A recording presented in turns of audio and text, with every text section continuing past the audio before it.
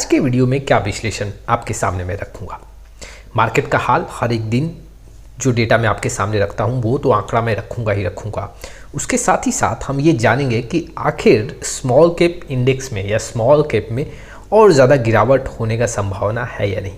आज का अगर मैं डेटा स्किप करूं तो 2 दिन यहाँ पे देखने को मिला है कि लगातार स्मॉल कैप में 2.5% 1.5% का एक पॉजिटिव आंकड़ा देखने को मिला। अब इन्वेस्टर ये क्वेरी जनरेट कर रहे हैं जो आज के दिन का डेटा स्किप करके जो पिछले 2 दिन का आंकड़ा देखने को मिला है स्मॉल कैप में, क्या अब यहाँ से स्मॉल कैप छलांग लगा सकता है।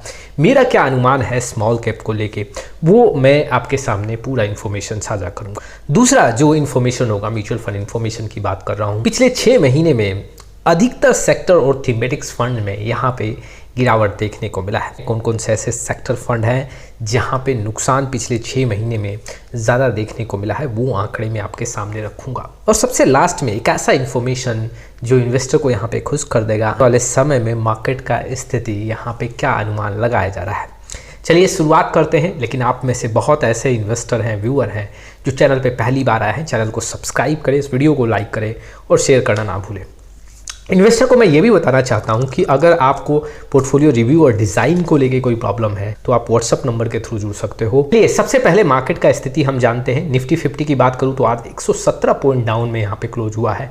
0.51% यहाँ पे नेगेटिव देखने को मिला। एक समय ऐसा था जहाँ पे 140-150 पॉइंट गिर चुका था। निफ्टी आईटी में यहाँ पे ना कोई पॉजिटिव आंकड़ा देखने को मिल रहा है और ना ही कोई नेगेटिव आंकड़ा है। बीएससी स्मॉल कैप आज शुरुआती दौर में करीबन 1% 1.5% जंप देखने को मिला, लेकिन जैसे जैसे मार्केट यहाँ पे क्लोज होने का समय आया गिरावट में यहाँ पे बंद हुआ। 198 पॉइंट यहाँ पे गिरा है, 0.43% का दबाव। सेंसेक्स भी करीबन 0.56% टूटा है। निफ्टी मिड कैप 50 करीबन 1.26% यहाँ पे गिरा है और बीएससी मिड कैप में 1.18% का गिरावट है। चलिए कुछ ऐसे स्टॉक्स को यहाँ पे देख लेते हैं जहाँ पे गिरावट ज़्यादा है। एमएनएम करीबन 6% टूटा है, बीपीसीएल करीबन 2.82, अदानी पोर्ट में करीबन 2.56, टाटा मोटर 2.41 और विप्रो में 2.2% का गिरावट है।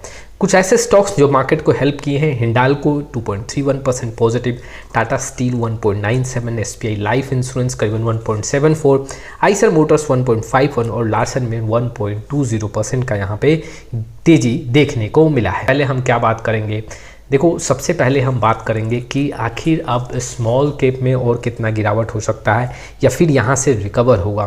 देखो मेरा मानना ये है कि यहाँ पे इन्वेस्टर को या जो भी लोग अब आकलन लगा रहे हैं कि मार्केट यहाँ से स्मॉल कैप स्पेशली जंप लेगा, उनको मार्केट ट्रैप कर सकता है। मैं ऐसा क्यों बोल रहा हूँ, चलिए मैं आपको यहाँ पे डिस्क्राइब करता हूँ। चार्ट के थ्रू हम यहाँ पे समझेंगे। बीएससी स्मॉल कैप इंडेक्स का पूरा चार्ट है, आप देख सकते हो यहाँ पे। अगर आप देखोगे तो आज का मार्केट का आंकड़ा अगर मैं स्किप करूं तो 2 दिन से स्मॉल कैप इंडेक्स में हमें पॉजिटिव आंकड़ा देखने को मिला है। अब कई ऐसे इन्वेस्टर ये पूछ रहे हैं कि क्या अब यहाँ से मार्केट अब जंप लगा सकता है, क्या यहाँ से अब स्मॉल कैप में रिकवरी देखने को मिल सकता है। तो देखो ऐसे तो कोई नहीं बता सकता, लेकिन मुझे जो यहाँ पे अनुमान दिख रहा है, देखो जो मार्केट का मूवमेंट है उसको आपको समझना पड़ेगा। मैं यहाँ पे कुछ डेटा आपके सामने रखता हूँ जिसके थ्रू आप समझ पाओगे। देखो मार्केट में जो गिरावट है अगर आप नोटिस करोगे तो देखो यहाँ पे गिरावट देखने को मिला, फिर कुछ यहाँ पे हाई देखने को मिला, यहाँ पे खरीदारी हुआ, फिर यहाँ से बिकवाली देखने को मिला, कुछ गिरावट के बाद फिर से यहाँ पे खरीदारी देखने को मिला, फिर यहाँ अगर आप नोटिस करोगे तो बिकवाली हुआ और फिर यहाँ से खरीदारी देखने को मिला। उसके बाद गिरावट फिर से देखने को मिला यहाँ पे, और देखोगे तो अब जो स्थिति है फिर से कुछ दिन का यहाँ पे खरीदारी हमें देखने को मिला। अब देखो मार्केट का जो यहाँ पे मूवमेंट है वो आप नोटिस कर सकते हो। गिरावट के बाद थोड़ा सा जंप लेता है, नए इन्वेस्टर को यहाँ पे अट्रैक्ट करता है, फिर गिरावट होता है, फिर नए इन्वेस्टर को अट्रैक्ट करता है, खरीदारी बढ़ता है, फिर गिरावट होता है और ऐसे मार्केट नए लेवल को यहाँ पे ब्रेक करता जा रहा है और गिरावट ज़्यादा देखने को मिल रहा है। मुझे जो यहाँ पे अनुमान दिख रहा है कि यहाँ पे जो अब गिरावट के बाद थोड़ा सा तेजी देखने को मिला है, फिर से यहाँ पे मार्केट गिरेगा और जो गिरावट होगा यहाँ 5 से 8% का गिरावट और देखने को मिल सकता है।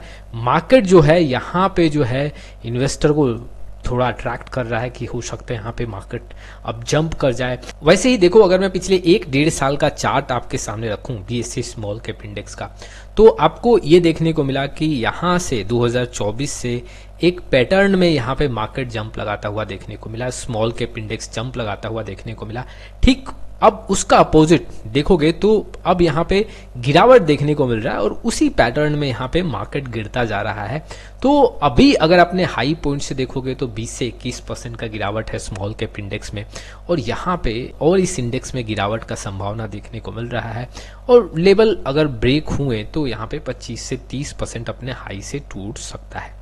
तो अभी आपको समझना पड़ेगा, जल्दबाजी में आपको वन शॉट में पूरा पैसा यह नहीं लगाना है, जल्दबाजी में अपना पूरा पैसा किसी एक स्मॉल कैप म्यूचुअल फंड में नहीं लगाना है।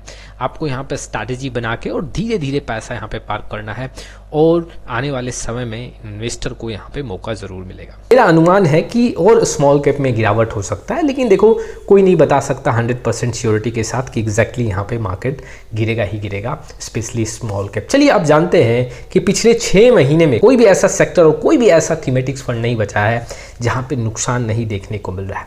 10 ऐसे म्यूचुअल फंड आपके सामने रख रहा हूँ जो पिछले 6 महीने में, जी हाँ, थीमेटिक और सेक्टर फंड की बात कर रहा हूँ, ज़्यादा नुकसान दिए हैं। आंकड़े आपके सामने हैं। सैमको स्पेशल अपॉर्चुनिटी फंड ने करीबन 6 महीने में 24 से 25% का नुकसान दिया है। टाटा इंफ्रास्ट्रक्चर फंड में 23 से 24%, HDFC डिफेंस फंड में ये 30 से 24% का रिटर्न देखने को मिल रहा है नेगेटिव।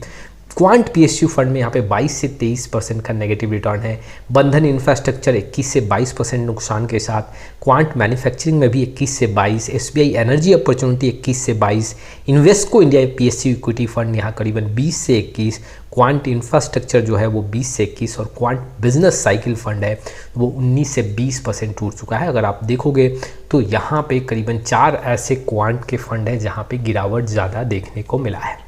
तो देखो सेक्टर और थीमेटिक्स फंड में सबसे ज़्यादा पैसा डिस्ट्रॉय हुआ है। हम क्या बात करेंगे, देखो मार्केट में गिरावट है, बहुत इन्वेस्टर मायूस है कब यहाँ पे रिकवरी देखने को मिलेगा। लेकिन एक रिसर्च यहाँ पे आया है ICICI डायरेक्ट के द्वारा कि जो सेंसेक्स है और जो निफ्टी है वो 2027 में यहाँ पे मजबूत स्थिति के साथ देखने को मिल सकता है। तो के हिसाब से अगर देखें तो ये अनुमान लगाया गया है कि 2027 में सेंसेक्स यहाँ पे 90,000 के आसपास आपको देखने को मिल सकता है।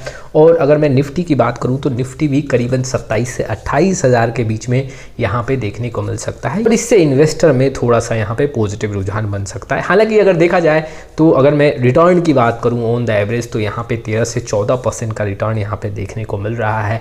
अगर मैं मार्केट का स्थिति देखूँ तो आने वाले 4 महीने 5 महीने में कोई अंदाज़ा नहीं लगा सकता कि अभी मार्केट का रुख कैसा होगा। आपका क्या राय है मार्केट को लेके? जी हाँ, मार्केट का रुख कैसा होगा आप कमेंट बॉक्स में ज़रूर अपना राय दें। आप में से बहुत ऐसे इन्वेस्टर हैं जिनको पोर्टफोलियो रिव्यू और डिज़ाइन को लेके प्रॉब्लम है। जी हाँ, आप व्हाट्सअप नंबर के थ्रू जुड़ सकते हैं। फिर मिलेंगे एक नए वीडियो के साथ, तब तक के लिए जय हिंद जय भारत।